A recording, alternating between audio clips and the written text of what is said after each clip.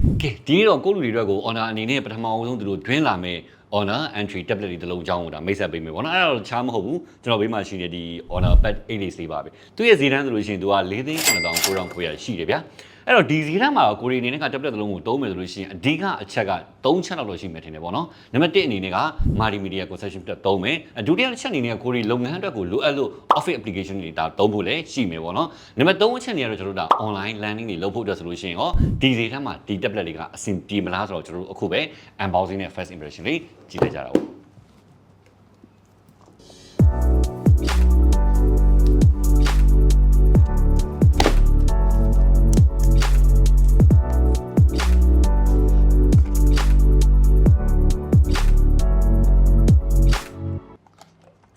what ဆိုတော့ downward adapter ပေါ့နော် adapter နဲ့ကျွန်တော်တို့ tablet size နဲ့ရှင်းလိုက်မယ်ဆိုလို့ရှိရင်တော့တမျိုးပဲ okay ဆိုတော့ကျွန်တော်တို့ဆက်ပြီးတော့မှဒီ tablet လေးကိုကြည့်ကြတာပေါ့အဲ့ဒီရင်မွေရုံးတဲ့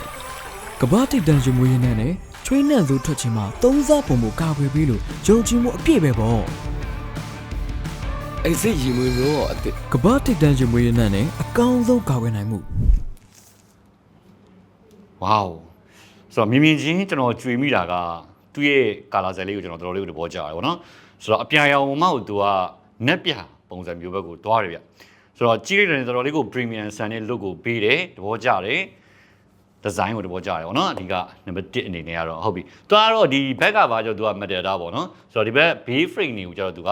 plastic နဲ့လုပ်ထားပေးတယ်အဲ့တော့ကျွန်တော်ရဲ့ first experience က hand on ကန်ရတဲ့အနေထားပြောမှလို့ရှိရင်တော့ဘေးပေါင်လေးပြသူကတေချာလေးလုံထားပေးတာဆိုတော့ကန်ရတယ်ထင်မှာကမစိုးဘူးပေါ့နော်အဲ့ပြီးတော့သူ့ရဲ့အထူဆိုလို့ရှိရင်သူက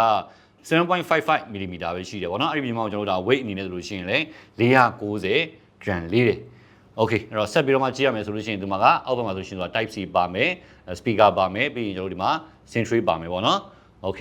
အဲ့ဒီဘက်ချမ်းမှာဆိုလို့ရှိရင်သူကနောက်ထပ် speaker ဆိုတော့အိုးဒါက stereo speaker ပဲပေါ့နော်ကျွန်တော်သိရတဲ့တော့ဆိုလို့ရှိရင်ဒီ Honor Aries မှာက speaker ဘိုင်းတော်တော်လေးကိုကောင်းတယ်လို့တချို့လူတွေလည်းပြောကြတယ်ပေါ့နော်အဲ့တော့ခဏကျရင်ကျွန်တော်တို့ဒါ speaker လေးစမ်းကြည့်ကြမယ်โอเคအဲ့တော့အရင်ဆုံးကျွန်တော်တို့ဒါ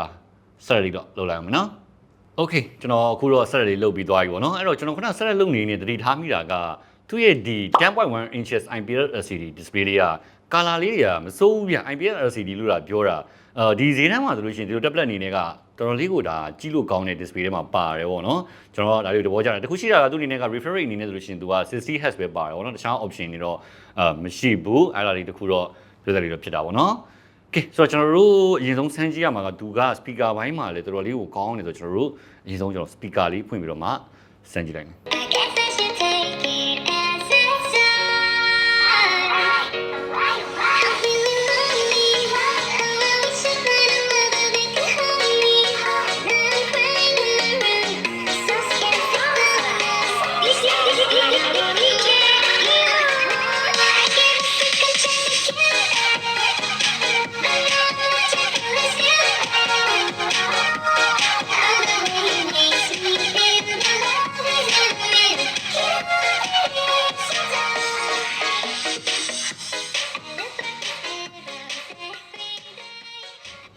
တော်တော်လေးမဆိုးလာရတဲ့မှာပါတယ်ပေါ့နော်အဲ့တော့ကျွန်တော်နားထောင်နေနေဆိုလို့ရှိရင်အဲ့ bass stand လေးလည်းနည်းနည်းလေးခံစားရတယ်ပြီးတော့အတန်ကလည်းကြဲကြဲလောင်လောင်နဲ့ stereo ဖြစ်သွားတော့ကျွန်တော်တို့တေချာဖောက်ပေါ့နော်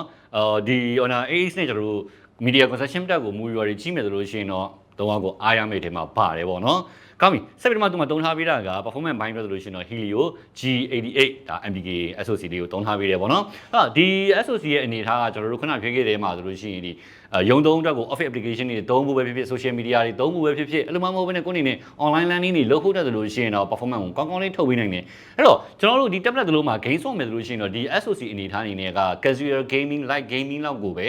performance ကောင်းကောင်းထုတ်ပေးနိုင်မယ်တကယ် heavy gaming တွေကိုတော့တွားလို့တော့မရဘူးဆိုတော့တေချာတဲ့အနေထားမှာရှိရောတေချာပါတယ်ကျွန်တော်ထင်တယ်ဒီဈေးတန်းနဲ့ဒီ parents မှာဆိုလို့ရှိရင်ဒီလောက်ကတော်တော်လေးကိုဒါ okay နေပြီပေါ့နော်ပြီးတော့ RAM အနေနဲ့လို့ရှိရင်သူက RAM 4 internal 64နဲ့လာတယ်ပေါ့နော်များသောအားဖြင့်ဒီ private မှာကRAM အနေနဲ့ဆိုလို့ရှိရင်2 3တောင်များနေအချိန်မှာဒီ Honor Pad 8K က RAM 4နဲ့လာတာလေးလေဒါလေးလည်းသဘောကျဖို့ကောင်းတယ်အဲ့တော့ရှေ့က selfie camera အနေနဲ့ကတော့2 megapixel ပဲပေါ့နော်အဲ့တော့အရင်ကြီးတော့ megapixel များနေရမျိုးလည်းမဟုတ်ဘူးဒါပေမဲ့ကျွန်တော်တို့ online learning တို့ကတော့ ဗီဒီယိုကောတွေပါပြောမယ်ဆိုလို့ရှိရင်တော့ဒီအနေထားကလုံလောက်တဲ့အနေထားမှာရှိတယ်လို့ကျွန်တော်မြင်တယ် tablet ကြီးသုံးတဲ့ဘလူးမှာတော့ပုံကောင်းကောင်းလေးရိုက်ဖို့အတွက်ကို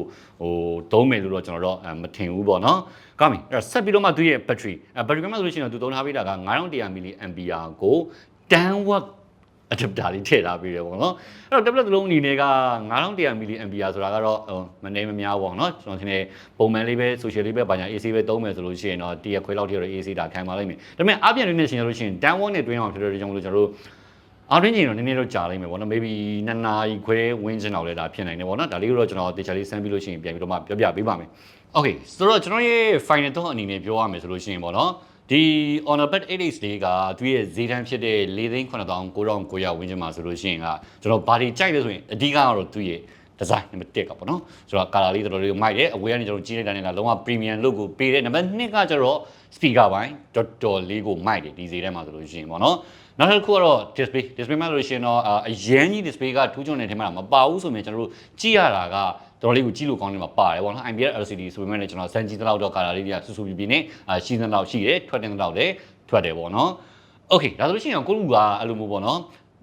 office သုံးဖို့အတွက်ကို application တွေသုံးဖို့အတွက်ဆိုလို့ရှိရင် tablet တစ်လုံးရှာနေတယ်အဲ့လိုမှမဟုတ်ဘဲနဲ့ကိုက multimedia consumption နဲ့ online learning လုပ်ဖို့အတွက်ကိုဈေးနည်းနည်းတက်တာတဲ့ tablet လေးတွေရှာနေတယ်ဆိုလို့ရှိရင်တော့ဒီ Honor Pad 8X လေးကကိုလူထည့်သွင်းစဉ်းစားရတယ်မှာပါသွားပြီလို့တော့ကျွန်တော်တို့မြင်တာပဲပေါ့နော် okay ဆိုလို့ရှိရင်ရောကိုလူရဲ့အမြင်လေးကိုလည်းတစ်ချက် comment မှာလို့လက်စာရေးသွားပြီးလို့ရပါတယ် okay ပါကျွန်တော်ရဲ့ video တော့ကျွန်တော်တို့နောက်ပြီးတော့ပြန်တွေ့ကြတာပေါ့ again.